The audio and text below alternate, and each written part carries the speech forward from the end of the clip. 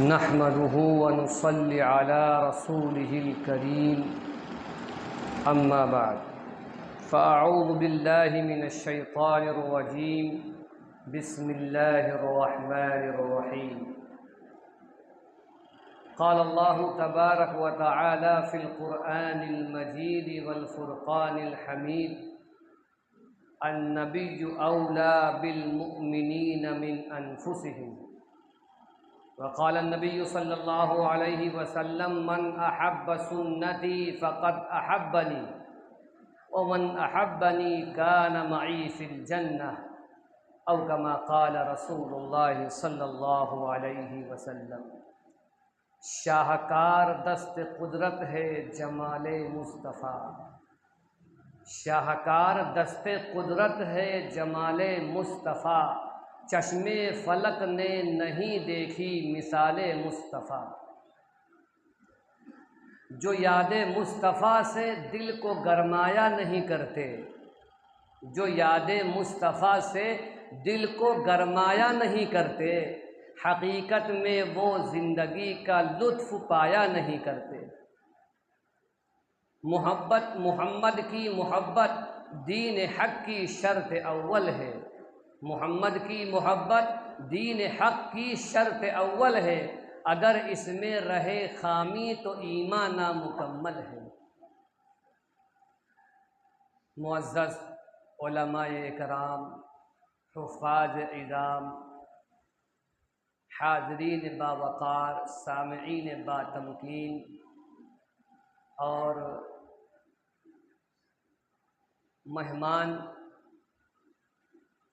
حضرات، آج کے سب سے پہلے تو آپ حضرات کی خدمت میں یہ عرض کر دوں کہ تحریک امن علماء زید پور کی طرف سے 14 مساجد میں مختلف عنوانات اور مختلف علماء کے ذریعے سے جو منعقد کیے جا رہے ہیں، ان کے لیے آپ حضرات خاص طور پر دعائیں کریں کہ ان پروگراموں کو اللہ تعالی شرف قبولیت عطا فرمائے، اور ان پروگراموں میں جو حضرات جس اعتبار سے بھی دین کی خدمت انجام دے رہے ہیں، کوئی تلاوت کے اعتبار سے، کوئی تقریر کرنے کے اعتبار سے، کوئی نعت خوانی کے اعتبار سے، کوئی اور اعتبار سے، اور مسجد کے امام اور ذمہ دار پروگرام قبول کرنے کے اعتبار سے، اور آپ حضرات کی تشریف آوری یہ اپنے اعتبار سے، ہر ایک کی اپنی اپنی حصے داری ہے، اللہ تعالیٰ اس کو قبول فرمائے۔ دوسری بات، آپ کے قریب میں جو محلہ محمود پور ہے، اس مسجد میں بھی، مسجد محمدیہ میں بھی ایک پروگرام ہے، اور وہ آخری پروگرام ہے 11 ربیع الاول کو، اور اس پروگرام میں جو مہمان خصوصی ہوں گے، جن کا خصوصی بیان ہوگا، وہ آپ کے زید پور ہی کے مشہور اور معروف حضرت مفتی محمد سلمان صاحب قاسمی زید پوری، اور اعزازی مقرر کی حیثیت سے انشاءاللہ مولانا عرفان صاحب بھی آپ حضرات کے روبرو ہوں گے۔ اور ایک اعلان بھی اور ہمارے ذہن میں رہے آپ حضرات کے کہ 10 ربیع الاول کو جو پروگرام ہوتا ہے ہر سال، وہ مدینہ مسجد میں ہوتا ہے، اور وہ بڑا پروگرام ہوتا ہے، باہر سے مقرر آتے ہیں، ظاہر سی بات ہے وہ بڑا پروگرام ہوتا ہے، تو اس پروگرام میں بھی اپنی شرکت کو ہم لازمی بنائیں، یہ ہماری ذمہ داری بنتی ہے۔ ایک عالم دین کس طرح وقت نکال کر کے وہ آپ کی دعوت کو قبول کر کے اپنا وقت نکال کر کے آپ کے یہاں آتا ہے، ہم یہیں کے ہیں، یہیں پر اپنا وقت تھوڑا سا کام آگے پیچھے کر کے اگر نکال لیں گے تو یہ ہمارے لیے بڑی سعادت اور خوش نصیبی کی بات ہے۔ اب اصل بات کی طرف آتے ہیں کہ آج کے پروگرام کا اور جلسے کا جو عنوان ہے محبت رسول کے تقاضے۔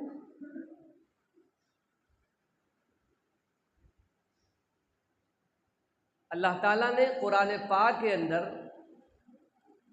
بڑی اہمیت کے ساتھ اس بات کو بیان فرمایا کہ ایمان والوں کے اوپر ان کی جانوں کا جو حق ہے، ہمیں اپنی جان سے بہت پیار ہے۔ کون ایسا مسلمان ہے جس کو اپنی جان سے پیار نہ ہو؟ سب سے زیادہ عزیز ہمارے لیے ہماری جان ہے، ہماری زندگی ہے۔ اسی لیے شریعت کا مسئلہ ہے کہ یہ ہماری جان جو ہمیں سب سے پیاری ہے، ہم اس کو اپنی مرضی سے ہلاک نہیں کر سکتے۔ ہم چھت پر چڑھ کر کود کر مر جائیں، اس کی اجازت نہیں ہے۔ پیڑ پر چڑھ کر پھانسی لگا لیں، اس کی اجازت نہیں ہے۔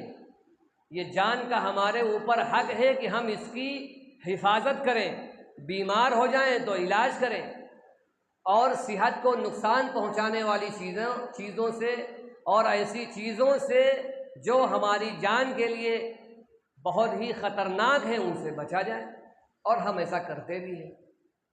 قرآن نے کہا اے ایمان والو، جس طرح تمہیں اپنی جان سے پیار ہے، اپنی زندگی تمہیں بہت عزیز ہے، اس سے زیادہ تمہارا تعلق تمہارے اپنے نبی سے ہونا چاہیے۔ یہ نبی کا حق ہے۔ نبی اگر کہہ دیں کہ میری خاطر اپنی جان میدان کارزار میں کافروں سے لڑتے ہوئے قربان کر دو، تو وہیں پر اس مومن اور مسلمان کے لیے اب اپنی جان کو قربان کرنا نبی کے حکم پر یہ اتنا بڑا عمل ہے کہ قرآن نے اس کو شہادت کا مرتبہ بتایا، اور اتنا اونچا مرتبہ شہادت کا کہ اللہ کے نبی نبوت کے تمام کمالات اور درجات پانے کے باوجود اللہ تعالیٰ سے شہادت کا مرتبہ مانگ رہے تھے۔ الغرض، ہمیں جس طرح اپنی جان سے پیار ہے، اگر کوئی ایسی بیماری ہو جائے کہ اب جان بچانے کی ضرورت پڑ رہی ہے اور 5 لاکھ 10 لاکھ روپیہ خرچ کرنا پڑ رہا ہے، ایسی بیماری لگ گئی تو آدمی کیا کرتا ہے؟ سب کچھ قربان کر دیتا ہے۔ علاج کے لیے اگر پیسے نہیں ہیں تو اپنی زمین بیچ کر یا اس کی بیوی اپنا زیور بیچ کر شوہر کا علاج کراتی ہے کہ میرے شوہر کی جان بچ جائے۔ یہ ہے ایک جان کی قیمت، ہر مسلمان سمجھتا ہے اور انسان سمجھتا ہے۔ تو اللہ تعالیٰ نے فرمایا النبی اولا بالمؤمنین من انفسہم، اے ایمان والو، جس طرح تمہیں اپنی جانوں سے پیار ہے، اس سے زیادہ تمہیں اپنے نبی سے پیار ہونا چاہیے اور محبت ہونی چاہیے۔ اور یہ تو قرآن پاک میں اللہ تعالیٰ نے نبی کا حق بیان کرنے کے پیرائے میں اور انداز میں یہ بات کہی ہے۔ ہم اب اس طرف آتے ہیں کہ ہم اور آپ کلمہ پڑھنے والے، اللہ تعالیٰ نے ہمیں اور آپ کو بغیر سوال کے اور بغیر مجاہدے کے کلمہ طیبہ کی دولت عطا فرمائی کہ مسلمان گھرانے میں پیدا کر دیا۔ ہم کلمہ پڑھتے لا الہ الا اللہ محمد الرسول اللہ، لیکن ہمارا ذہن اس طرف نہیں جاتا کہ اس کلمے میں جہاں ہم نے یہ اقرار کیا ہے کہ ہم مسلمان ہیں اور ہم توحید والے ہیں، ہم محمد الرسول اللہ کی رسالت کو مانتے ہیں، یہاں تک تو بات ذہن میں آتی ہے، لا الہ الا اللہ، اللہ کے علاوہ کوئی معبود نہیں ہے، اور محمد الرسول اللہ یہ اللہ کے رسول ہیں۔ لیکن اس کلمے میں جو بات سب سے زیادہ اہم پوشیدہ ہے، مضمر ہے، وہ یہ ہے کہ ہم نے یہ دعویٰ کیا ہے کہ ہمیں اپنے نبی سے محبت ہے اور اپنے اللہ سے محبت ہے۔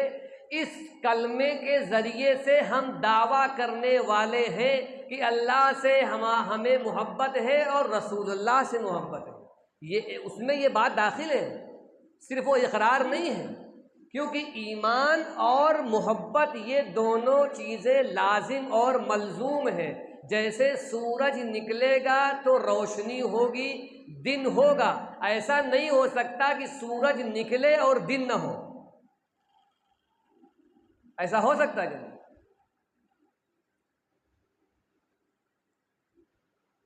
تو سورج اور دن میں یہ مناسبت ہے کہ وہ دونوں ایک دوسرے کے لیے لازم اور ملزوم ہے، اس کو یہ اس پیرائے میں کہا جاتا ہے، یہ ایک محاورہ ہے۔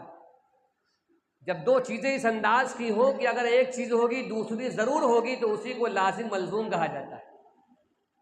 جیسے رات اگر ہوگی تو اندھیرا ہوگا، یہ تو ہو ہی نہیں سکتا کہ رات ہو اور اندھیرا نہ ہو، نہیں ہو سکتا۔ اسی طریقے سے جہاں ایمان ہوگا وہاں اللہ کی محبت اور محبت رسول ہونا لازمی ہے، اور کتنی محبت ہونی چاہیے اس کی بھی وضاحت ہمارے ذہن میں ہونی چاہیے۔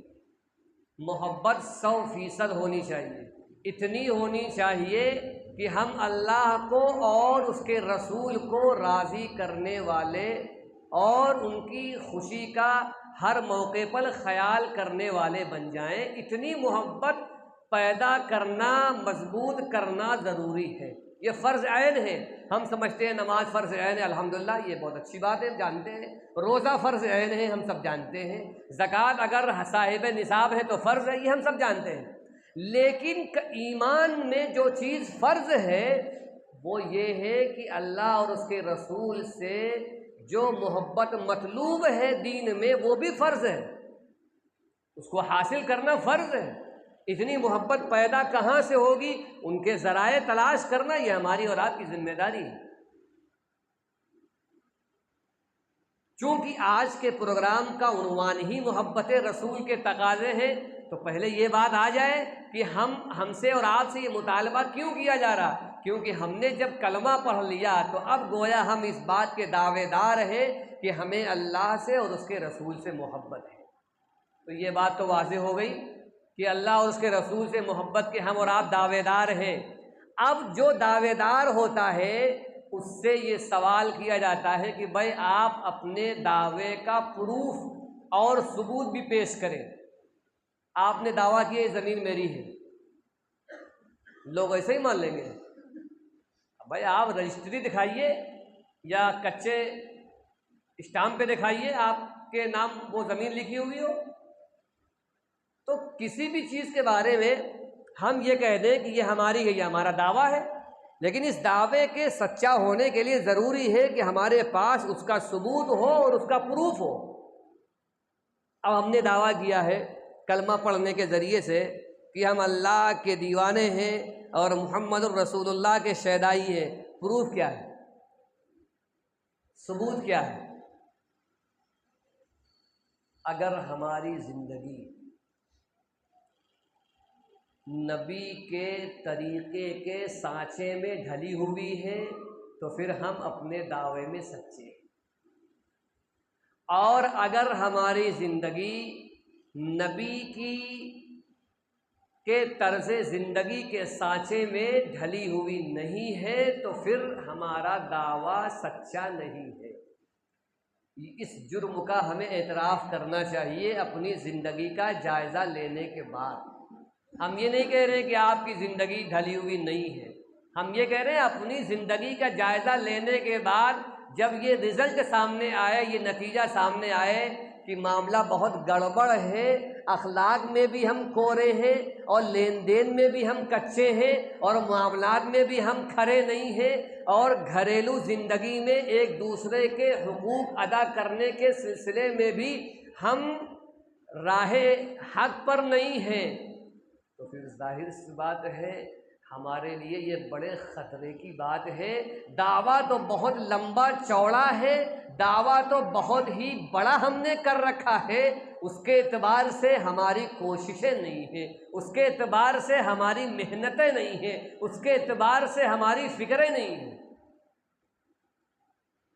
یہ جو سیرت کے پروگرام اور جلسے منعقد ہو رہے ہیں ان کا ایک مقصد یہ بھی ہے کہ جب علماء اکرام کے ذریعے سے نبی کی سیرت کے مختلف گوشے سامنے آئیں گے تو حضور سے تعلق میں اضافہ ہوگا، اور یہ حقیقت ہے۔ کہنے والا بھی اگر مخلص ہو اور طالب ہو اور سننے والا بھی اپنی نیت میں سچا ہو تو یہ بات مسلم ہے کہ فائدہ آپ کو بھی ہوگا اور بتانے والے کو بھی ہوگا۔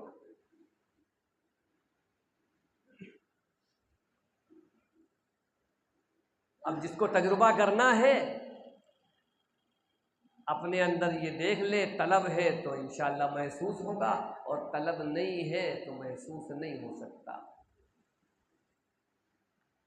اب ذرا ہم واقعات کی روشنی میں یہ بتانا چاہتے ہیں اور اپنے آپ کو بھی مخاطب کرتے ہیں کہ عشق رسول کسے کہتے ہیں، اور محبت رسول کو سمجھنا ہو تو صحابہ کرام کی زندگی کو گہرائی کے ساتھ اور یکسوئی کے ساتھ سنا جائے اور پڑھا جائے۔ واقعہ ہے، سیرت کی کتابوں میں احادیث میں موجود ہے۔ ایک صحابی ہیں حضرت سعد اسود رضی اللہ تعالیٰ، یہ وہ صحابی ہیں جو انتہائی کالے تھے اور بدصورت تھے۔ شادی کی عمر ہو گئی، بہت سے گھرانوں میں رشتے کے لیے پیغام دیا، لیکن کوئی رشتہ منظور کرنے کے لیے تیار نہیں ہے، کوئی اپنی لڑکی دینے کے لیے تیار نہیں۔ اب آتے ہیں دربار رسالت میں، یا رسول اللہ، کیا میں اپنے کالے پن کی وجہ سے اور بدصورت ہونے کی وجہ سے جنت میں نہیں جا سکتا؟ تو حضور نے فرمایا کیوں نہیں؟ جنت میں جانے کے لیے تمہارا کالا پن یا بدصورتی رکاوٹ نہیں بن سکتی۔ پھر انہوں نے کہا اللہ کے رسول، میں نے بہت سے گھرانوں میں شادی کے لیے پیغام بھیجا، لیکن کوئی بھی والد اور والدہ اپنی لڑکی دینے کے لیے تیار نہیں۔ تو حضور نے فرمایا ٹھیک ہے، ہم تمہارا نکاح کیے دیتے ہیں۔ حضور نے اسی وقت حضرت سعد اسود رضی اللہ تعالیٰ عنہ سے فرمایا، میں نے تمہارا نکاح عمر بن، ولیت ذہن سے نکل گئی، عمر بن وہب ثقفی رضی اللہ تعالیٰ عنہ، تو ان کی بیٹی ہے، بہت خوبصورت ہے، مدینہ میں بہت خوبصورت ان کی لڑکی ہے، تم ایک طرف بہت بدصورت ہو، لیکن تمہارا نکاح بہت خوبصورت لڑکی سے میں کر رہا ہوں، اور تم جا کر کے اس لڑکی کے ماں باپ کو بتاؤ میری طرف سے تم جا کر پیغام سنا دو۔ یہ پہنچتے ہیں اس گھر اور والد صاحب سے ملاقات کرتے ہیں اور اپنی پوری بات بتاتے ہیں کہ حضور نے میرا نکاح آپ کی لڑکی سے کر دیا ہے۔ اب ابا جان نے دیکھا کہ صحابی رسول ہے، بہت اونچا مقام ہے، لیکن جوڑ نہیں ہے، میری لڑکی بہت خوبصورت اور یہ اتنے کالے، جیسے حبشہ کے لوگ کالے ہوتے ہیں، بہت کالے اور بدصورتی بھی ہے، یہ قدرتی معاملہ ہے، اس میں ان کا کیا قصور ہے؟ تو ابا جان نے منع کر دیا اور والدہ نے منع کر دیا کہ نہیں، ہم اپنی لڑکی کو نہیں دے سکتے۔ اب یہ صحابی حضور کے پاس واپس آ گئے، ادھر وہ صحابی حضور کے پاس واپس آتے ہیں اور اس گھر میں جو لڑکی تھی جس سے حضور نے نکاح کیا تھا، اس لڑکی کو جب پتہ چلا کہ حضور نے نکاح کر کے بھیجا تھا تو اس نے کہا یہ نکاح مجھے منظور ہے۔ خوبصورت لڑکی انتہائی کالے اور بدصورت شوہر کو قبول کر لے، یہ کوئی آسان بات ہے؟ یہ کوئی معمولی قربانی ہے؟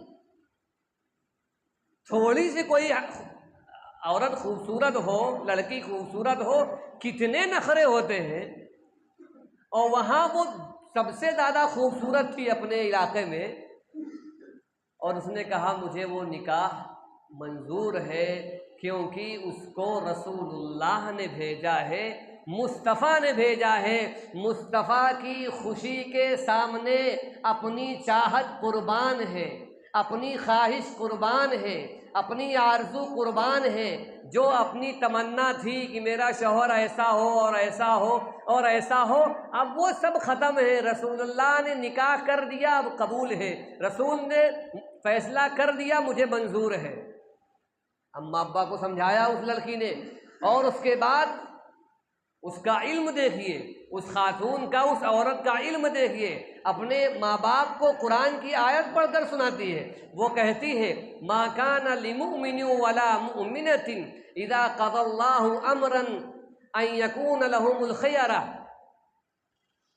ومن یعص اللہ ورسولہ فقد ضل ضلالا مبینا۔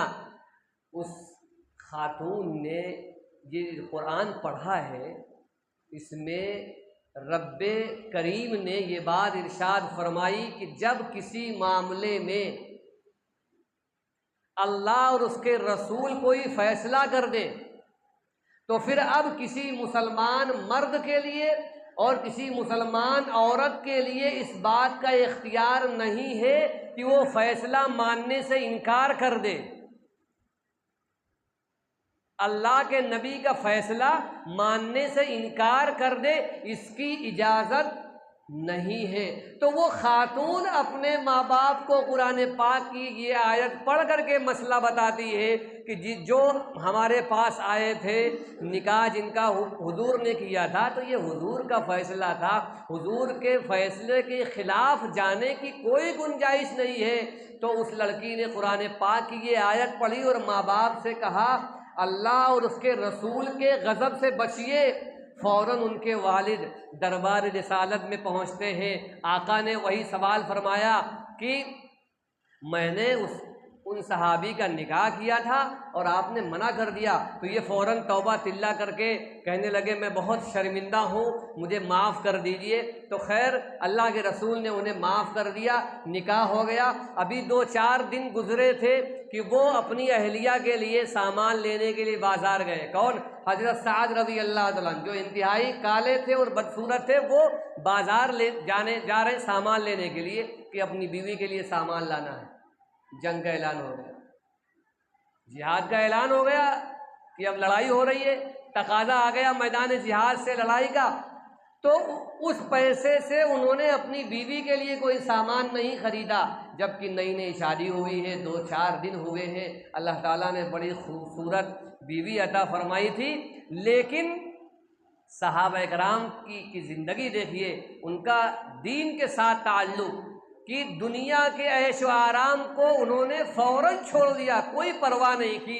جب تقاضا آ گیا ایسا کہ جو اللہ کی طرف سے تھا اور وہ ضروری تھا تو فوراً اس تقاضے کو پورا کرنے کے لیے لبیک کہتے ہیں۔ تو اب انہوں نے اس پیسے سے نیزہ خریدا، تلوار خریدی اور گھوڑا خریدا، اور خرید کر اس کے بعد میدان کارزار میں، میدان جہاد میں پہنچ گئے اور کافروں سے لڑتے لڑتے جام شہادت نوش کر کے جنت روانہ ہو گئے۔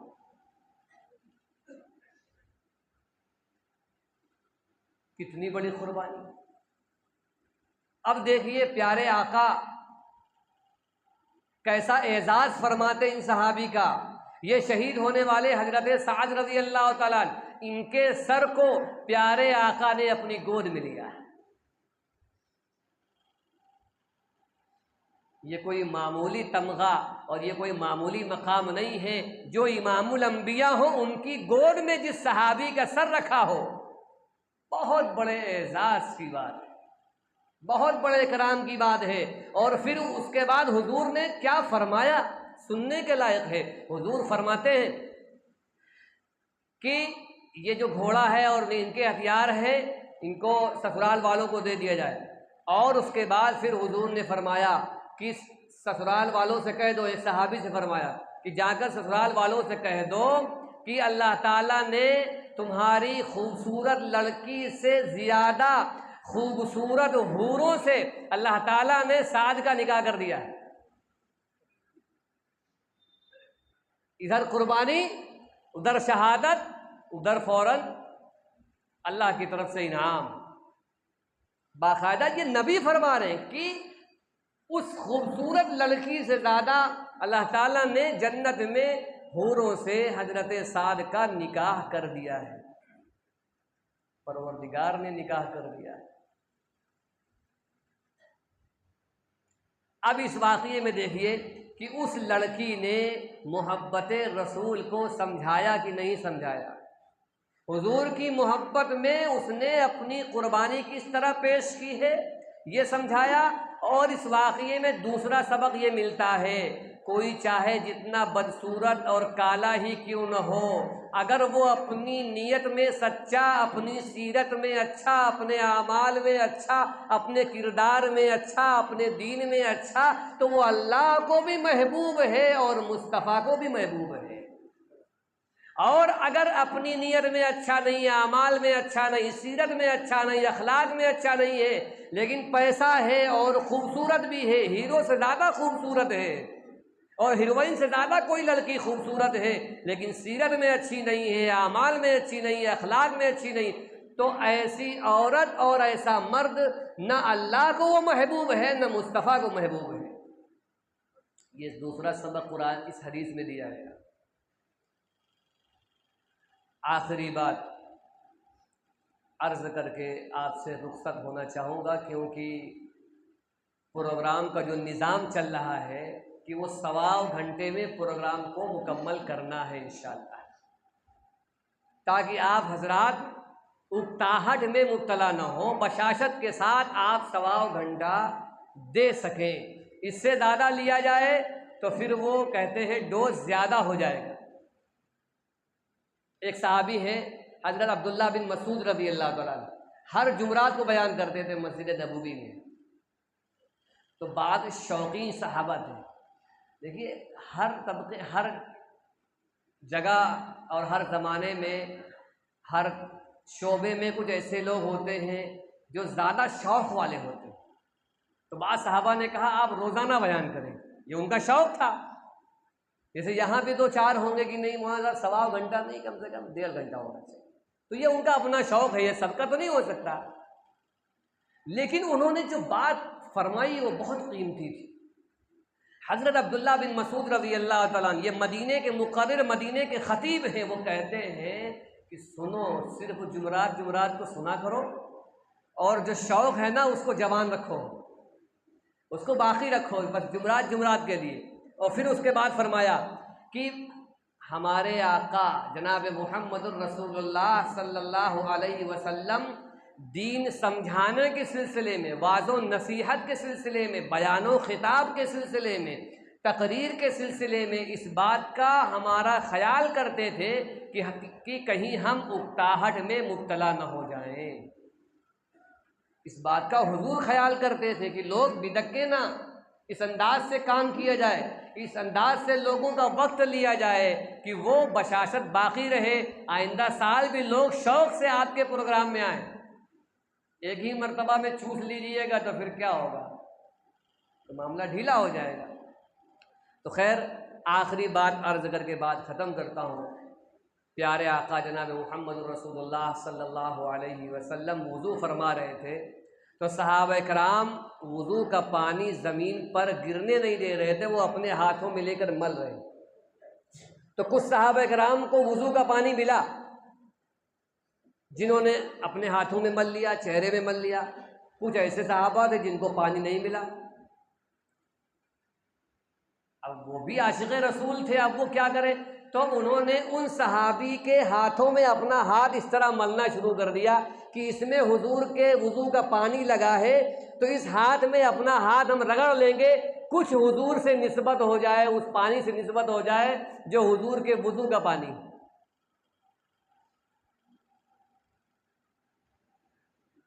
تو جب حضور نے یہ منظر دیکھا تو فرمایا صحابہ کرام سے، بتاؤ یہ کام تم نے کیوں کیا؟ اس بات پر، اس عمل پر کہ اب میرا وضو کا پانی زمین پر گرنے نہیں دے رہے ہو اور ہاتھوں میں مل رہے ہو، جن کو نہیں ملا وہ ان لوگوں کے ہاتھ سے مل رہے جنہوں نے پانی لگایا اپنے جسم میں، تو ایسا کس وجہ سے کر رہے ہو؟ تو صحابہ نے فرمایا بس آپ کی محبت میں کر، یہ محبت رسول کا تقاضے کے عنوان پر بات ہو رہی ہے، تو اسی حوالے سے یہ بات عرض ہے۔ تو وہ فرماتے صحابہ کرام کہ بس آپ کی محبت میں کر رہے ہیں۔ تو حضور نے فرمایا کہ جس کو مجھ سے محبت اور اللہ سے محبت کا دعویٰ ہے اور وہ کرنا چاہتا ہے، یا وہ یہ چاہتا ہے کہ اللہ اور اس کے رسول کی نگاہ میں محبوب بن جائے، ہر دل عزیز بن جائے، تو اس کو 3 کام کرنے پڑیں گے۔ نمبر 1، ہمیشہ سچ بولے۔ اس معاملے میں بھی اگر ہم اپنی زندگی کا جائزہ لیں تو کہیں نہ کہیں معاملہ کچھ نہ کچھ دال میں کالا نکل سکتا ہے۔ ہو سکتا ہے ہم 1 مہینہ جھوٹ نہ بولیں اور اس کے بعد 31ویں دن کسی معاملے میں 1 مرتبہ بھی اگر ہم نے جھوٹ بول دیا تو ہم دعوائے محبت رسول میں کھڑے نہیں ہیں، یہ ہمیں اعتراف کرنا چاہیے۔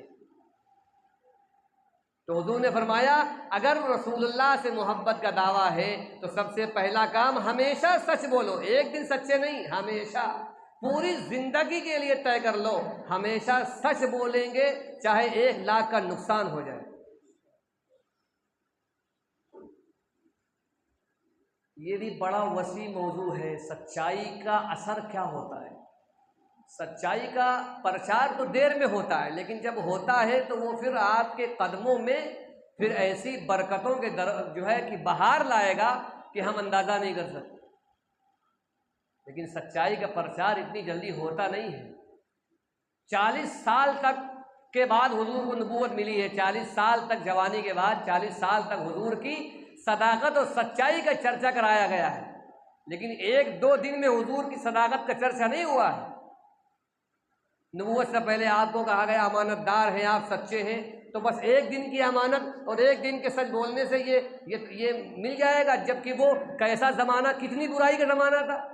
آج سے زیادہ برائی کا وہ زمانہ تھا، اس گزرے ہوئے کہ ایک انسان بچنا مشکل تھا گناہوں سے۔ ایسے ماحول میں کوئی صادق اور امین مشہور ہو جائے یہ معمولی بات نہیں ہے۔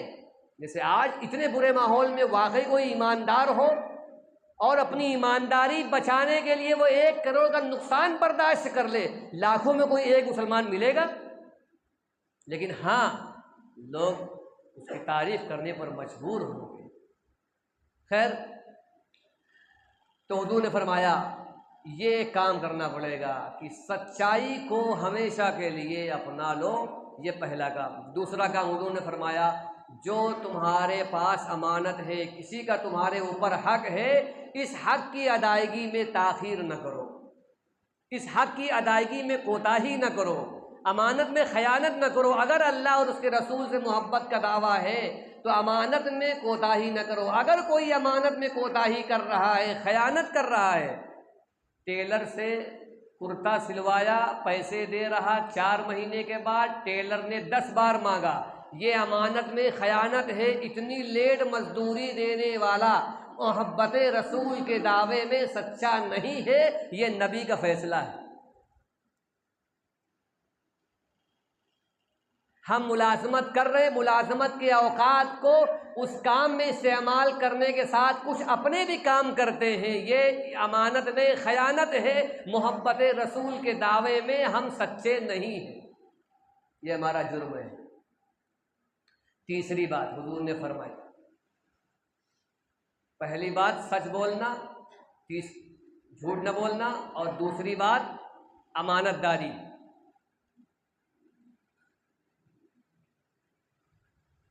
تیسری بات ذہن سے نکل گئی۔ چلیے خیر،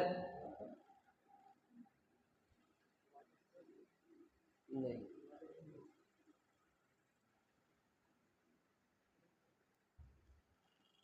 کبھی کبھی اللہ تعالیٰ یہ بھی دکھاتے ہیں دماغ بھی تمہارے قبضے میں نہیں ہے۔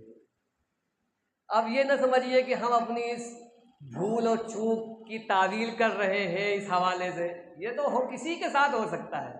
بہت شاندار حافظ قرآن ہے، تراویح سناتا ہے، اس کو بھی لگتا ہے میرا بہت پکا ہے اور آج تو سناؤں گا بالکل پکا، اور جب کہے گا آج پکا سناؤں گا تو آج ہی معاملہ ہو جاتا ہے۔ خیر چلیے، تو محبت رسول کے عنوان پر یہ آج گفتگو ہو رہی ہے۔ اس شعر کے ساتھ میں اپنی بات کو مکمل کرتا ہوں، اور ہم سب اس بات کی کوشش بھی کریں کہ اپنے نبی سے تعلق کو بڑھانے کے لیے درود شریف کا معمول بنائیں۔ کوئی مشکل نہیں ہے، کوئی مشکل نہیں ہے، صرف عزم، ہمت کرنے کی ضرورت ہے، اور شروعات آپ صرف 10 مرتبہ سے کریں۔ عشاء کی نماز کے بعد گھر جانے سے پہلے عام طور پر کیا ہوتا ہے، گھر میں گئے تو کچھ ایسے چیزیں سامنے آتی ہیں، بچوں کی طرف سے، گھر والوں کی طرف سے غفلت ہو جاتی ہے۔ مسجد میں آپ سنت و نوافل سے فارغ ہو گئے، صرف 2 منٹ لگیں گے آپ کو، اور 10 مرتبہ آپ درود شریف پڑھ سکتے ہیں۔ اور سب سے آسان درود شریف کیا ہے؟ صلی اللہ علیہ وسلم۔ اس سے کیا ہوگا؟ جب آپ مستقل پڑھیں گے، اور پورے سال 2 سال ہو گئے، 3 سال ہو گئے، تو آپ خود بخود آپ کو لگے گا کہ اب مجھے 20 مرتبہ کرنا چاہیے، 30 مرتبہ کرنا چاہیے۔ پھر 10 مرتبہ کی پابندی کے بعد بہت آسان ہو جاتا ہے کہ 20 مرتبہ، 30 مرتبہ، پھر آپ 100 تک پہنچیں گے انشاءاللہ۔ پھر نبی سے یہ تعلق بڑھنے کی نشانی ہے۔ جب یہ جذبہ پیدا ہو کہ میں حضور پر 20 مرتبہ درود شریف پڑھو، تو ظاہر سی بات ہے آپ نے کسی کو 10 روپیہ دینا شروع کیا اور اس کے بعد 20 دینا شروع کر دیا، تو وہ کیا کہے گا؟ میں تعلق بڑھ گیا، سیدھی سی بات، تعلق بڑھ گیا۔ تو اس شعر کے ساتھ کسی شاعر نے عشق رسول میں ڈوب کر محبت رسول کا اظہار کرنے کی کوشش کی ہے۔ یہ شعر ہم پڑھ رہے ہیں، اللہ اس کو ہمارے لیے حقیقت بنا دے اور آپ کے لیے بھی حقیقت بنا دے۔ آج اشکوں سے میں نے محمد لکھا، آج اشکوں سے میں نے محمد لکھا۔ اشک مانے آنسو کے آتے ہیں، یعنی حضور کی یاد میں رو رو کر کے اتنے آنسو جمع ہو گئے کہ تصور میں ان آنسوؤں سے محمد لکھ دیا۔ اور پھر تصور میں کیا کیا؟ آگے شاعر کہتا ہے آج اشکوں سے میں نے محمد لکھا، پھر اس کو ہونٹوں سے چوما بہت۔ آنسوؤں سے تصور میں جو محمد لکھا تھا، پھر اس کو میں نے چوم لیا، حضور کے نام کو چوم لیا۔ یہ عشق رسول کا ایک اظہار ہے۔ اللہ تعالی ہمیں اور آپ کو عشق رسول نصیب فرمائے، اور جو کچھ کہا گیا ہے اللہ تعالی ہم سب کو اس پر غور کرنے کی توفیق نصیب فرمائے۔ وآخر دعوانا